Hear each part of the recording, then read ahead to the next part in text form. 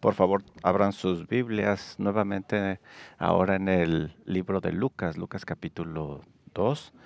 Vamos a seguir con esta exposición. Empezamos hace algunos meses. Hemos estudiado el nacimiento de nuestro Señor Jesucristo. Ahora estamos estudiando lo que es su niñez.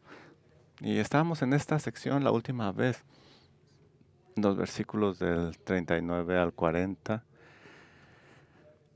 Aquí vemos unos versículos de transición donde nos muestran acerca de nuestro Señor Jesucristo. Vamos a estudiar cómo el niño Jesús sigue creciendo en sabiduría y favor con los hombres. Y vamos a estar viendo el fundamento de su niñez. Y vamos a ver el fundamento, cómo está saturado de Dios. Y vamos a considerar en esta mañana cómo su niñez fue normal. Y esto es por lo cual José y María lo llevaron al templo y se perdió, y aquí hay muchas implicaciones. Y es muy importante entender que el Señor Jesucristo era 100% Dios, 100% hombre. Y nosotros decimos que esto es importante porque se puede relacionar con nosotros en cualquier etapa de nuestra vida. Y Él vino a cumplir la ley para que nosotros pudiéramos tener salvación por medio de su sacrificio perfecto. Y eso fue lo que estudiamos hace algunas semanas pasadas, pero en esta mañana vamos a continuar estudiando la niñez de nuestro Señor Jesucristo. Y vamos a leer Lucas capítulo 2, versículos del 41 al 52. Iban sus padres todos los años a Jerusalén en la fiesta de la Pascua, y cuando tuvo 12 años subieron a Jerusalén conforme a la costumbre de la fiesta. Al regresar ellos, acabada la fiesta, se quedó el niño Jesús en Jerusalén, sin que lo supiera José y su madre. Y pensando que estaba entre la compañía, anduvieron camino de un día y le buscaron entre los parientes y los conocidos. Pero como no le hallaron, volvieron a Jerusalén buscándole. Y aconteció que 3 días después le hallaron en el templo, sentado en medio de los doctores de la ley y oyéndoles y preguntándoles. Y todos los que le oían se maravillaban de su inteligencia y de sus respuestas. Cuando le vieron se sorprendieron, y le dijo su madre: Hijo, ¿por qué nos has hecho esto? He aquí tu padre y yo hemos buscado por ti con angustia. Entonces él les dijo: ¿Por qué me buscabais? ¿No saben que en los negocios de mi padre me es necesario estar? Mas ellos no entendieron con las palabras que les habló. Y descendió con ellos y volvió a Nazaret, y estaba sujeto a ellos, y su madre guardaba todas estas cosas en su corazón. Jesús crecía en sabiduría y en estatura y en gracia para con Dios y los hombres.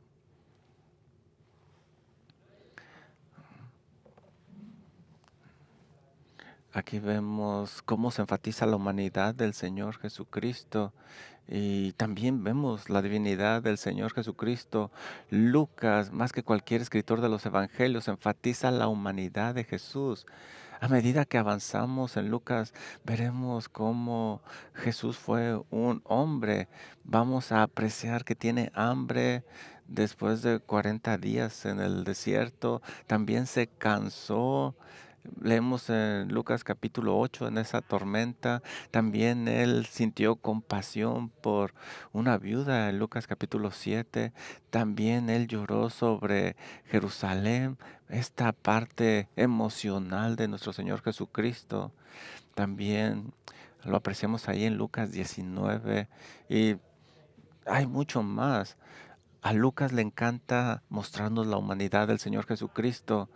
Y esto no debería de sorprendernos, porque de hecho el título que usa más es Hijo de Hombre, y esta frase se utiliza alrededor de 25 veces en el Evangelio, y es tomada de Daniel capítulo 7, versículo del 13 al 14, y describe una figura humana mesiánica que gobernaría con autoridad absoluta sobre la humanidad. Y Lucas nos dice una y otra vez que Jesús es ese Hijo de Hombre. Él es el Mesías, Él es plenamente Dios y también plenamente hombre y tiene toda la autoridad y Él gobierna sobre su creación. Y lo que vamos a ver en esta mañana es que Jesús estaba consciente a una edad muy pequeña de su humanidad y me gustaría enseñarles 4 aspectos de la humanidad de Jesús, pero también me gustaría enseñarles cómo Lucas nos muestra también su divinidad, enseñando que Él es el mediador, el sacrificio perfecto, Él es Dios completamente y hombre completamente.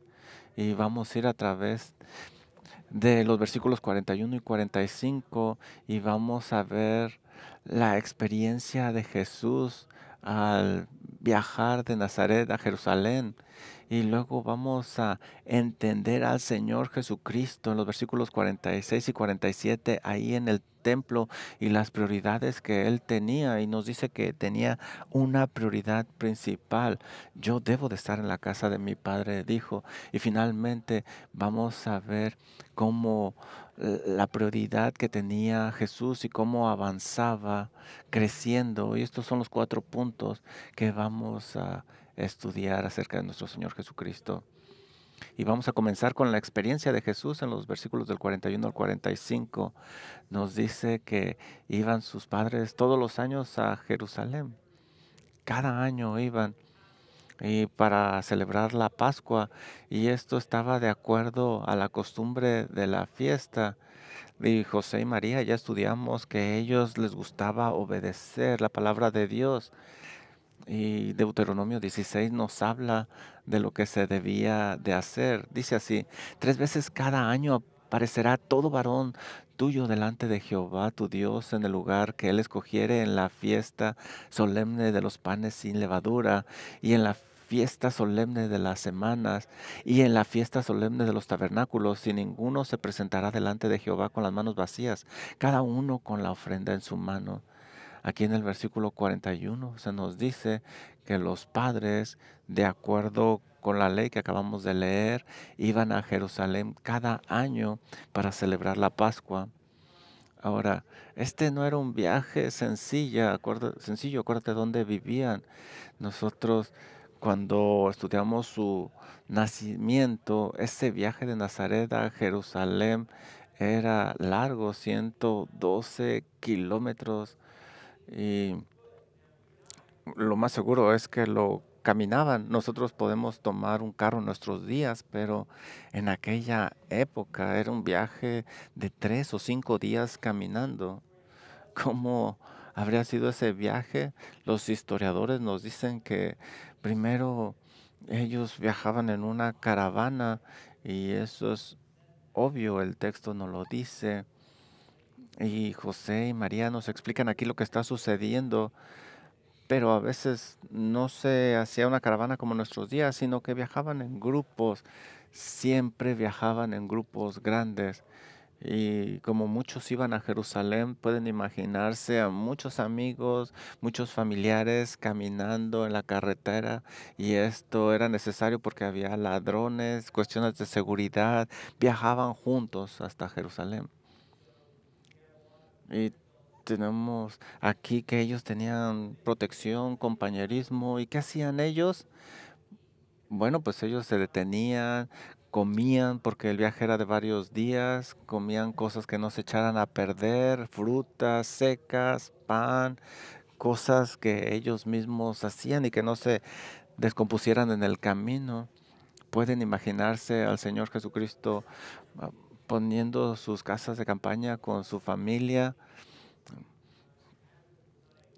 Y lo más seguro es que no llevaban casas de campañas como en nuestros días, sino cosas muy humildes. Y ellos hacían también fogatas para calentarse.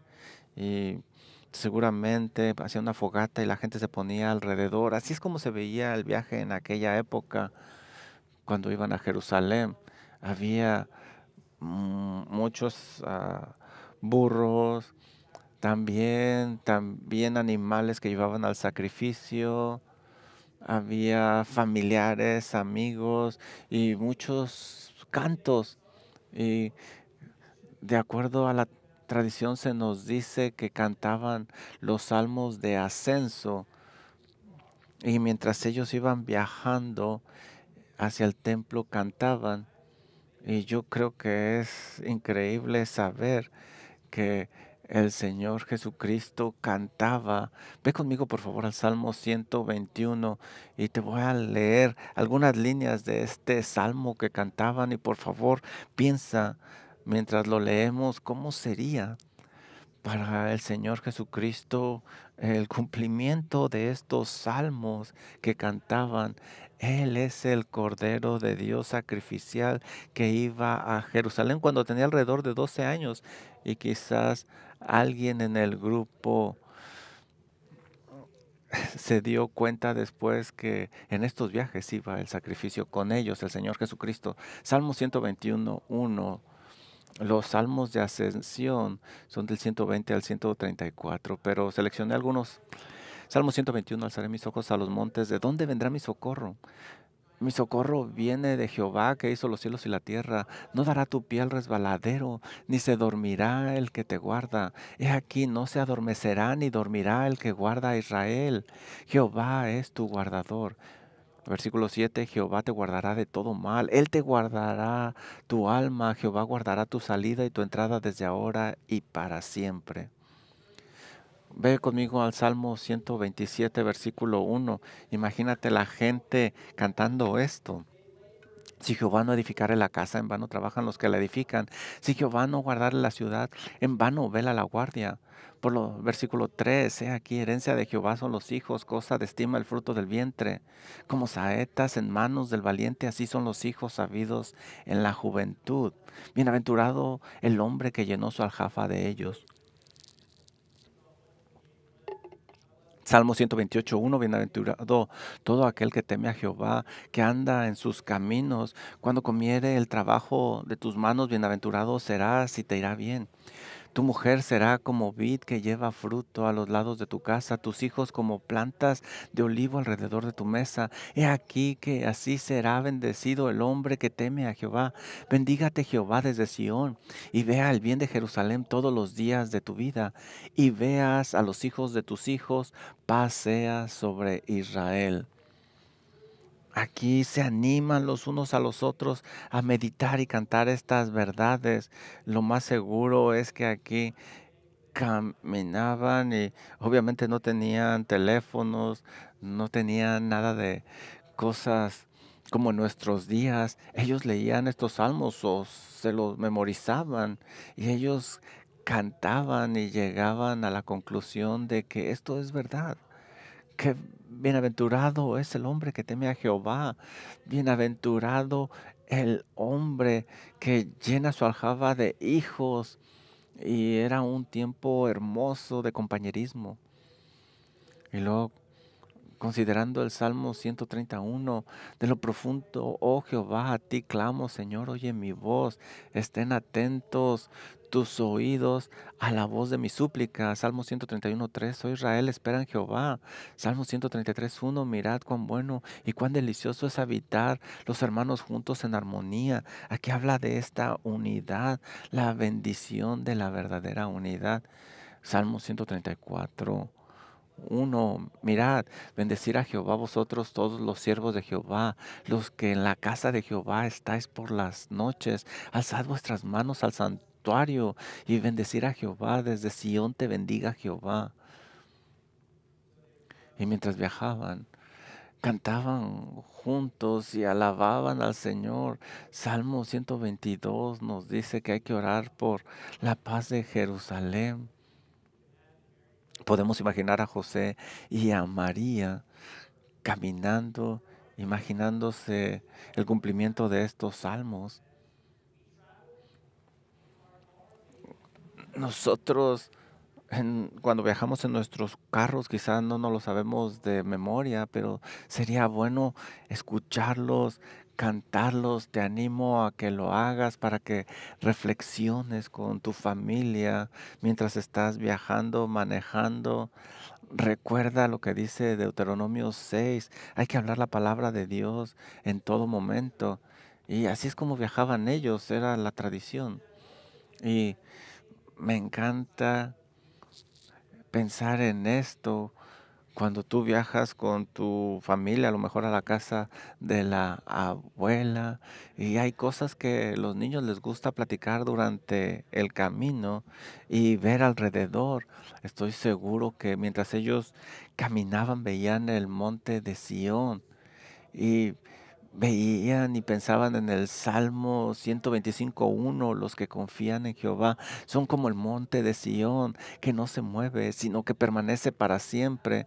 Como Jerusalén tiene montes alrededor de ella, así Jehová está alrededor de su pueblo desde ahora y para siempre.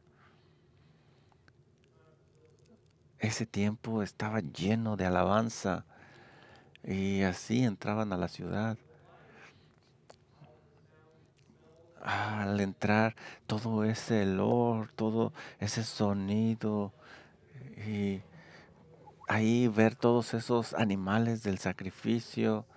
Josefo estima que había alrededor de 250,000 corderos que se sacrificaban durante esta fiesta, y lo que podemos estimar nosotros son miles de peregrinos de toda la ciudad, mucha gente.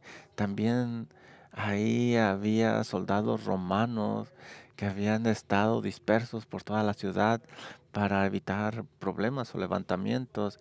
Así es de que Jesús habría tenido alrededor de 12 años y esto era lo que él veía. Su familia tenía que encontrar un lugar donde quedarse 3 veces al año. Yo creo que estaban seguros, estaban familiarizados con la ciudad, a lo mejor conseguían un cuarto donde quedarse.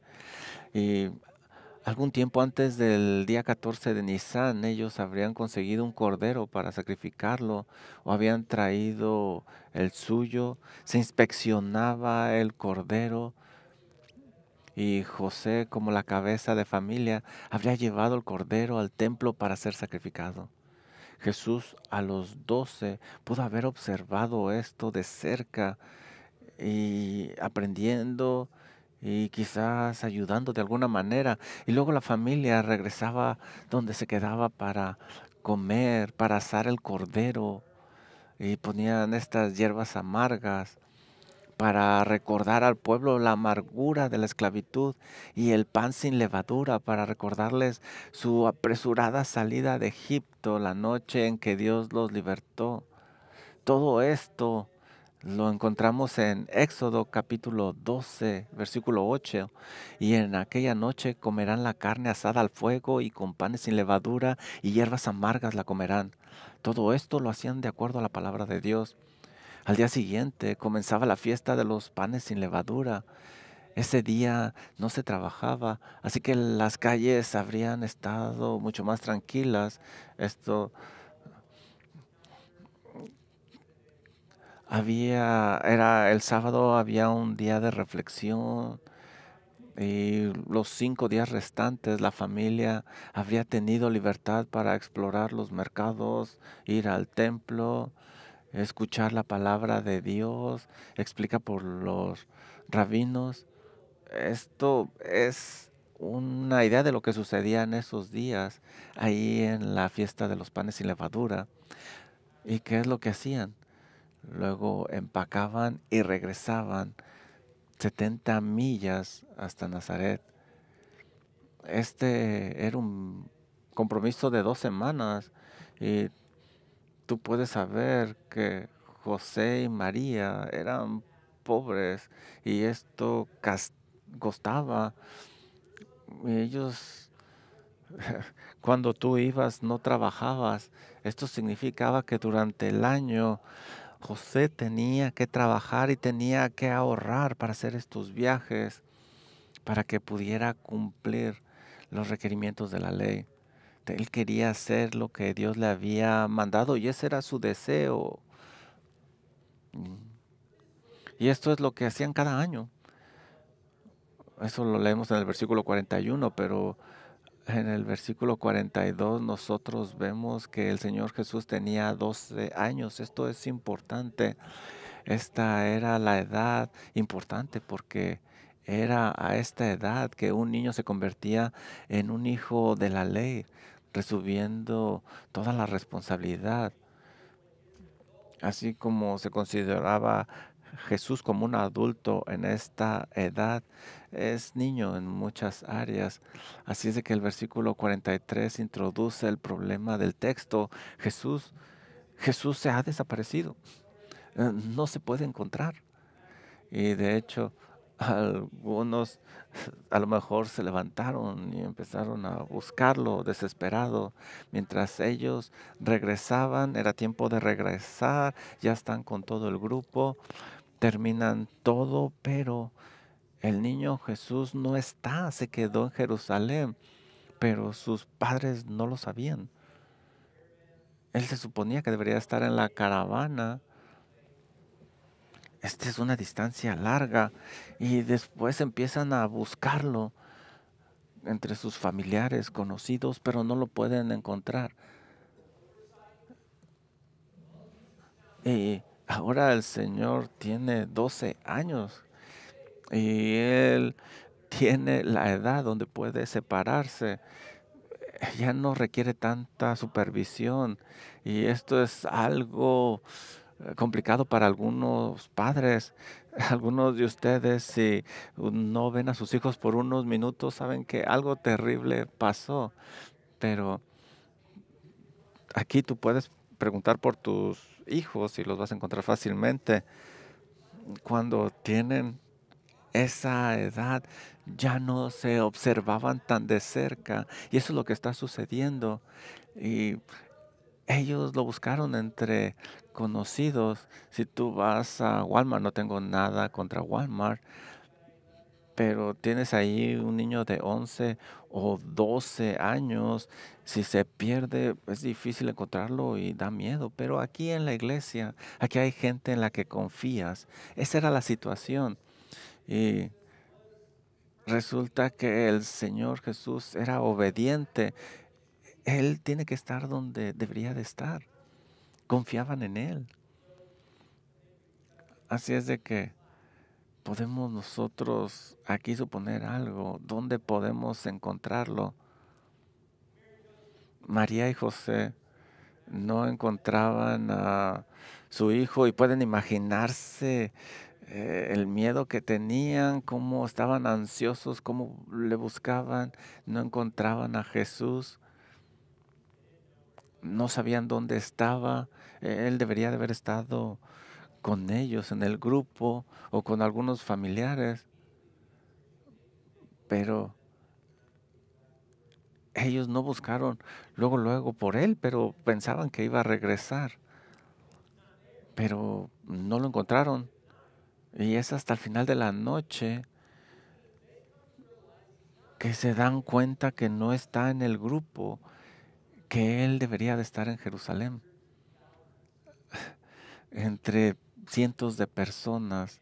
Y ellos comenzaron a preocuparse. Una noche no pudieron dormir, necesitan regresar a buscar a su hijo. Y ellos no lo encontraron donde esperaban encontrarlo. Y cuando lo encuentran, aquí encontramos cosas muy interesantes y esto nos lleva a nuestro segundo punto, la comprensión de Jesús. La comprensión de Jesús en el versículo 46. Nosotros leemos que aconteció que 3 días después le hallaron en el templo sentado en medio de los doctores de la ley, oyéndoles y preguntándoles, y todos los que le oían se maravillaban de su inteligencia y de sus respuestas. ¿Qué encontraron los padres de Jesús? Encontraron a un niño de 12 años sentado entre los eruditos religiosos más sabios. Él estaba ahí con ellos sin miedo, sin preocupación, no estaba llorando. Él está con ellos platicando, escuchando y enseñándoles, preguntándoles, cuestionándoles, demostrando que él tenía una curiosidad santa, que quería saber más acerca de la ley de Dios y también dándoles respuestas que los ponía preocupados. Él tenía un buen entendimiento en sus respuestas. Esta palabra entendimiento significa discernimiento, una profunda comprensión de verdades. En otras palabras, Jesús tenía algo que los niños normales no tenían. Un niño puede memorizar la palabra de Dios, saberla, pero la realidad es que no entienden todas las implicaciones que esto significa, no saben cómo aplicarla a la vida, cómo llevarla a la práctica, pero Jesús a los 12 años lo sabía y ellos están sorprendidos. Colosenses 2:3 nos dice, y Pablo, el que escribió este pasaje, indica que en él están escondidos todos los tesoros de la sabiduría y el conocimiento. Y aquí lo vemos, aquí están esos tesoros. Y todos los que estaban ahí se maravillaban. Y sin embargo, a pesar de todo el asombro, todavía hay un elemento de humanidad aquí. Está dando respuestas increíbles, pero también él está escuchando. Él está preguntando. Lucas está tratando de comunicar a través de esto el crecimiento de Jesús. Nos está indicando cómo un niño sentado a la palabra de Dios lo que debe de saber y cómo está dispuesto a escuchar. Está escuchando, está interactuando, cómo encaja esta verdad con aquella y pregunta. Y saben, cuando alguien no sabe algo, le pregunta a sus maestros. Buenas preguntas le ayudan al maestro a darse cuenta que esa persona está pensando.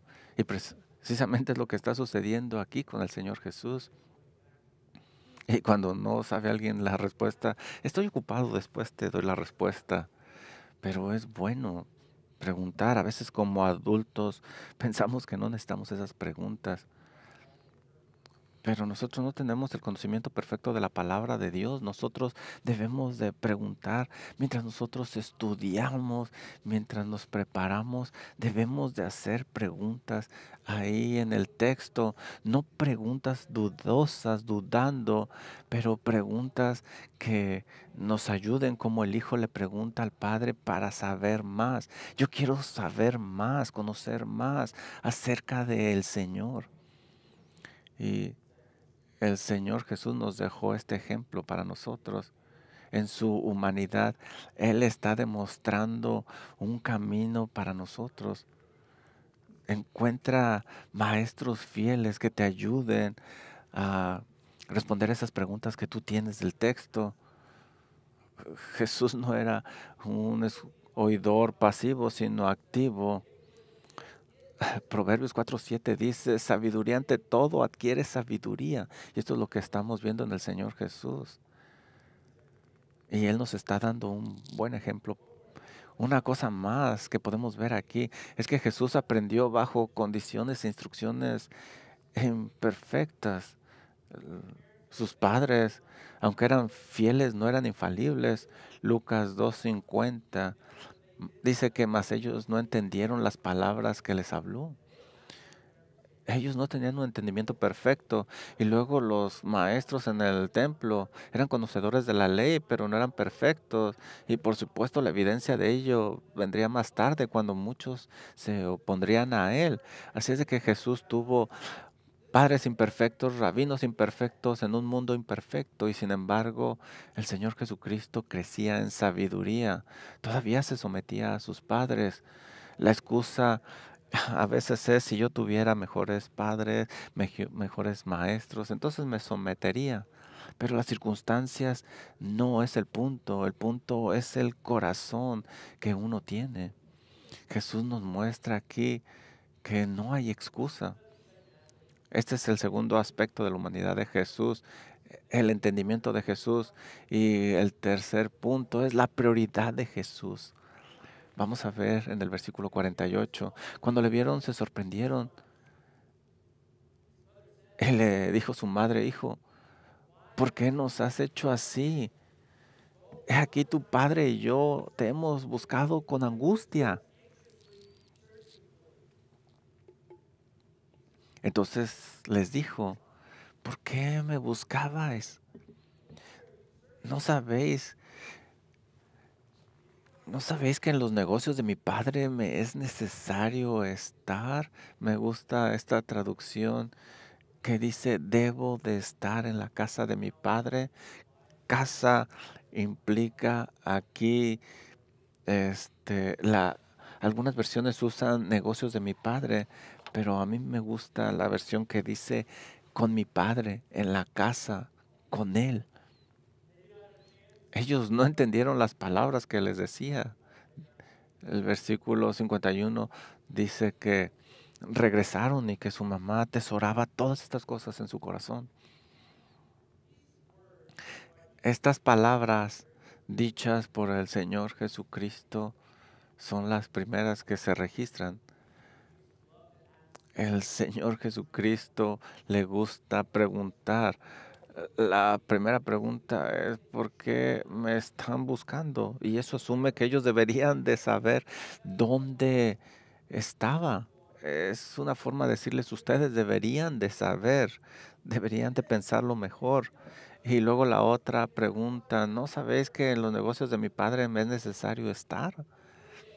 El versículo 48 dice su madre: ¿por qué nos has hecho así? Tu papá y yo te hemos buscado con angustia. Y Jesús les dice: yo debo de estar en la casa de mi padre. Y aquí vemos padre con mayúscula. ¿Qué está diciendo aquí? Está diciendo que su relación primordial no era con sus padres terrenales, sino con sus padres celestiales. Él nos está enseñando que a la edad de 12 años, Él está consciente de esa relación íntima con su Padre Celestial.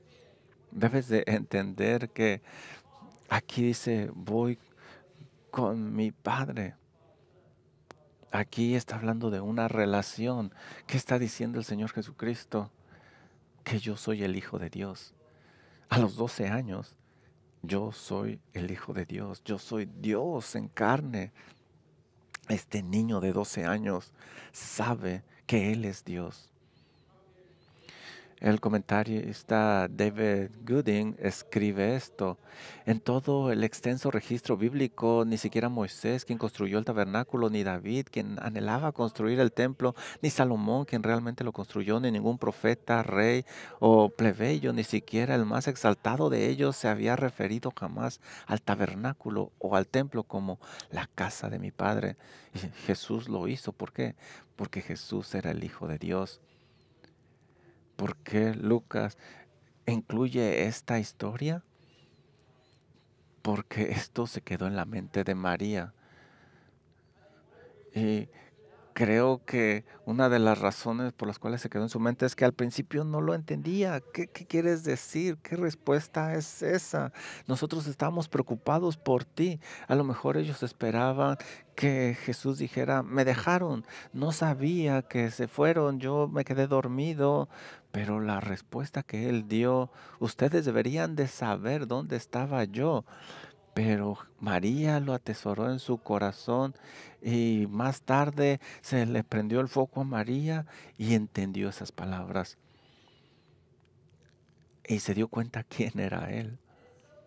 En alguna manera, Él mostraba amor a sus padres, porque este lenguaje: yo es necesario, debo estar, tengo que, les indica a sus padres terrenales que tenía ciertas prioridades que tenían que cumplirse.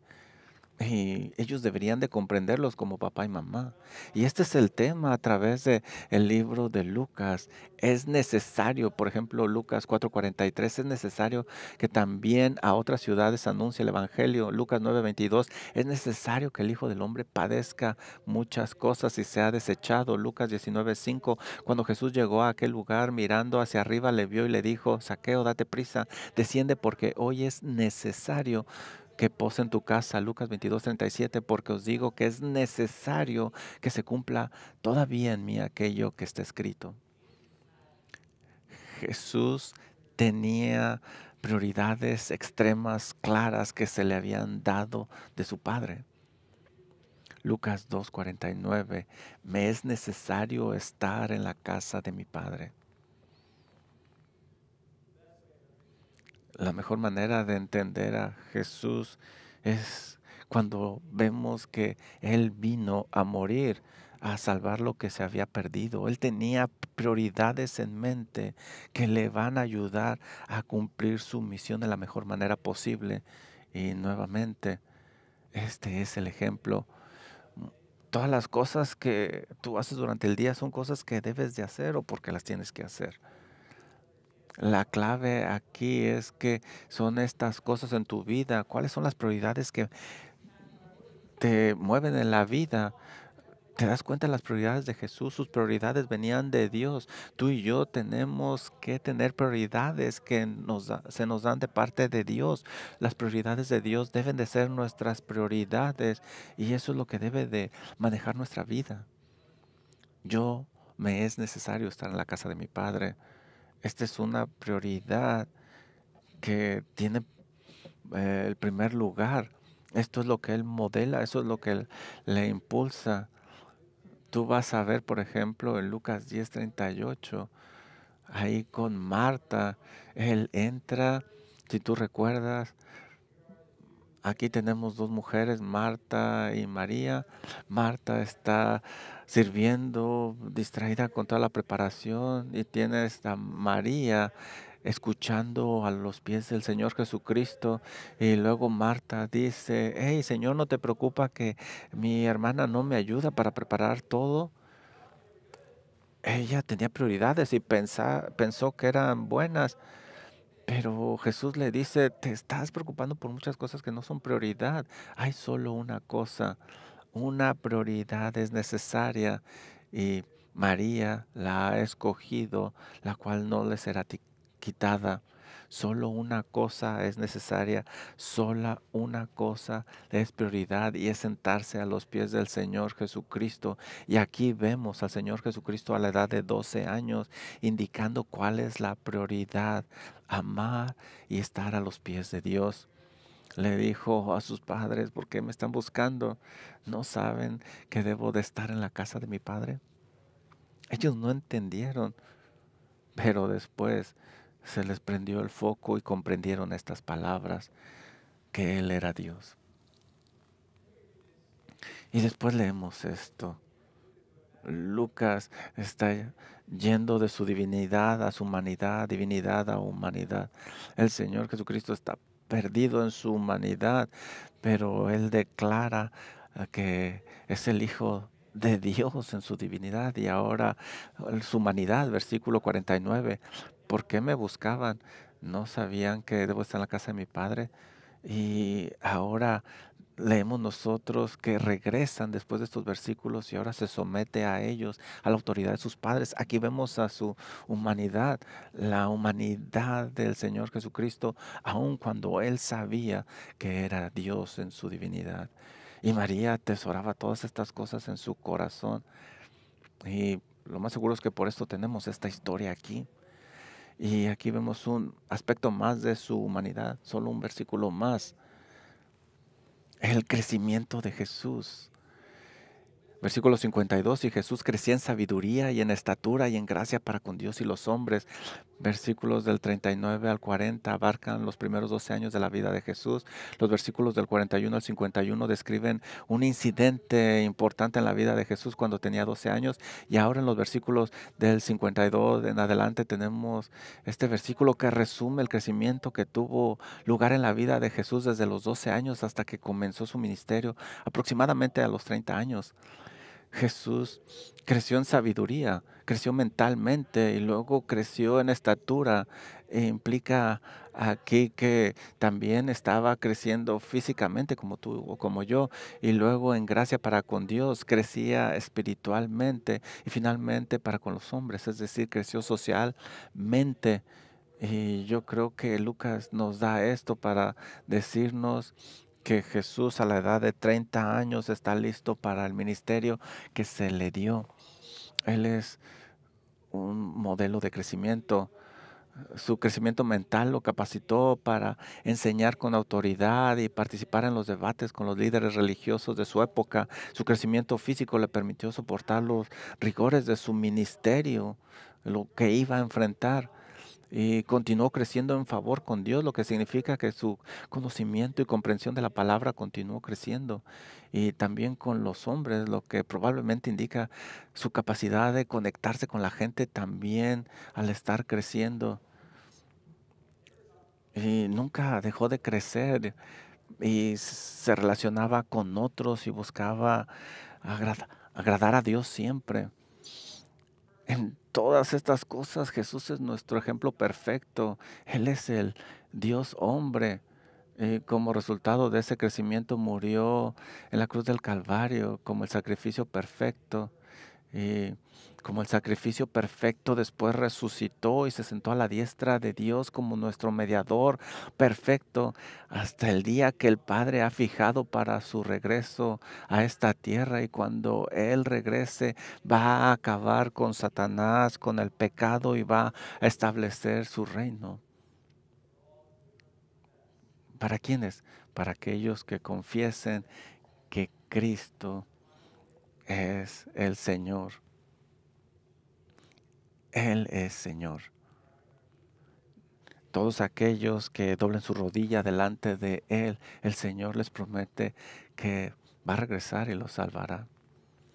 Padre, gracias por su palabra, por esto que tenemos. Por favor, ponga estas verdades en nuestros corazones, que Señor no nos apartemos de ellas, sino que se planten en nuestro corazón profundamente y que Señor siempre las atesoremos y que no nos movamos de estas verdades y que vivamos por fe en su Hijo Jesucristo que usted envió para buscar lo que se había perdido.